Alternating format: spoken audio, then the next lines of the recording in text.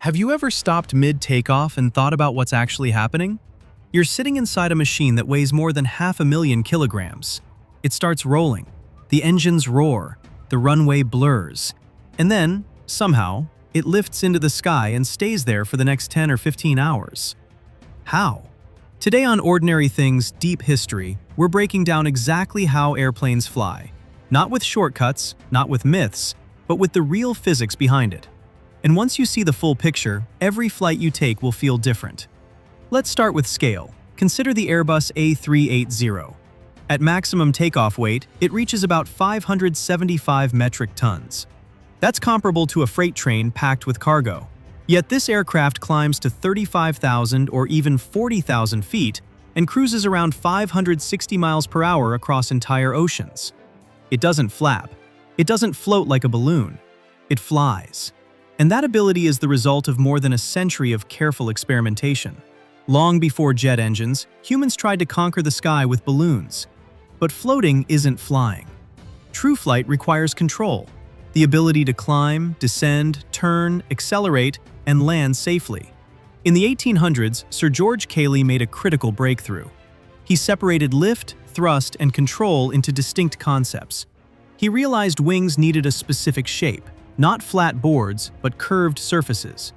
Then came Otto Lilienthal, who performed hundreds of glider flights, carefully documenting how air behaved around wings. He wasn't guessing, he was measuring.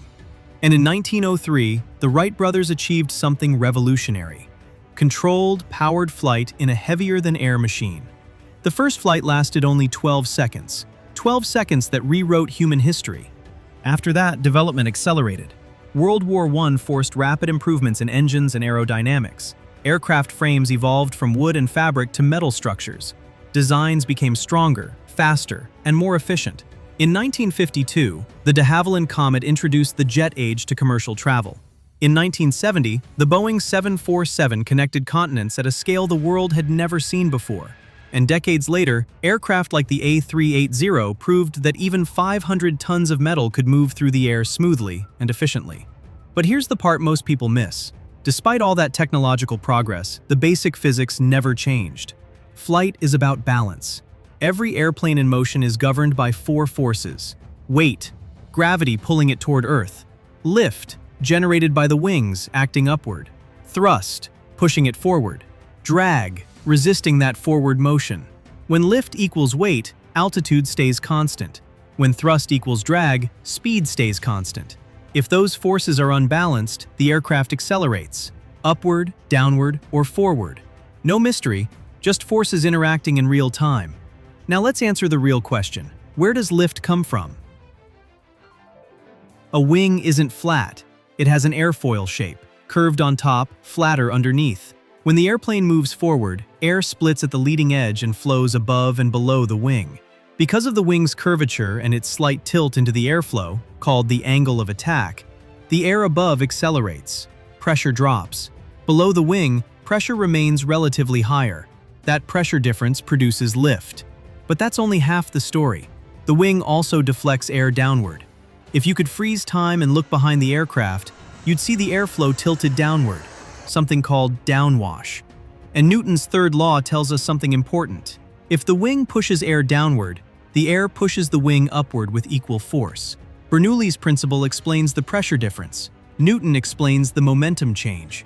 They're describing the same physical reality from different viewpoints. Now here's where it gets interesting. Lift depends heavily on speed, and speed is squared in the lift equation. That means small increases in velocity produce large increases in lift. Double the speed, and lift increases 4 times. Reduce speed by half, and lift drops to 1/4. That's why aircraft need a runway. They must accelerate until lift equals weight. Only then does liftoff occur. The airplane doesn't suddenly become lighter. It simply generates enough aerodynamic force to leave the ground. But lift doesn't increase forever. As the angle of attack increases, lift increases, up to a point. Beyond a critical angle, airflow separates from the top of the wing. Pressure distribution collapses. Lift drops sharply. That's a stall. It's not an engine failure. It's an aerodynamic condition. To manage this, aircraft use high-lift devices. Before takeoff, you'll see flaps extend from the rear of the wing and slats deploy at the front.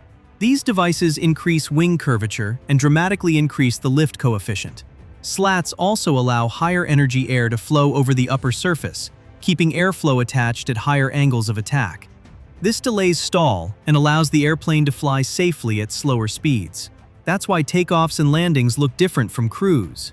Speaking of cruise, why fly at 35,000 to 40,000 feet? At high altitude, air density decreases.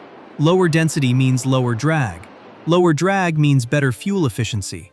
Engines also operate more efficiently in cold, thin air. Weather systems are generally below cruising altitude. Turbulence from terrain heating is reduced.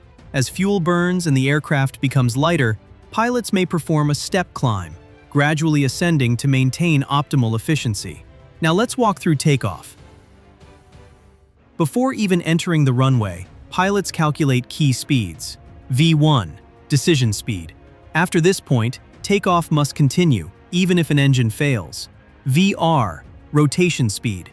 The pilot gently raises the nose, increasing angle of attack. V2, minimum safe climb speed with one engine inoperative. As the aircraft accelerates, lift increases steadily.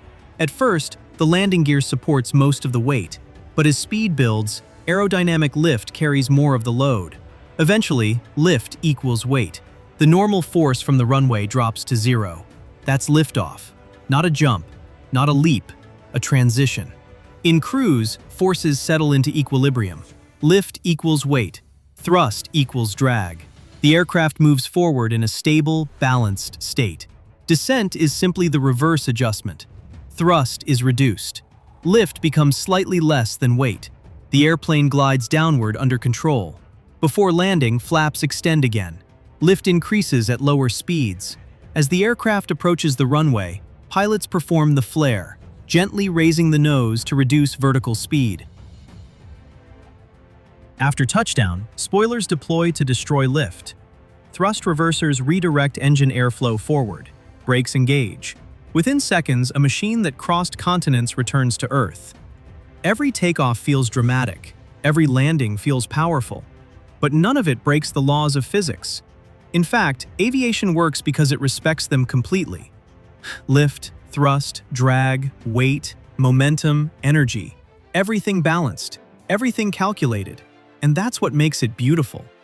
If you enjoyed this deep dive into how airplanes actually fly, make sure to like the video, subscribe to Ordinary Things Deep History, and share it with someone who's ever wondered what keeps a 500-ton aircraft in the sky. I'll see you in the next one.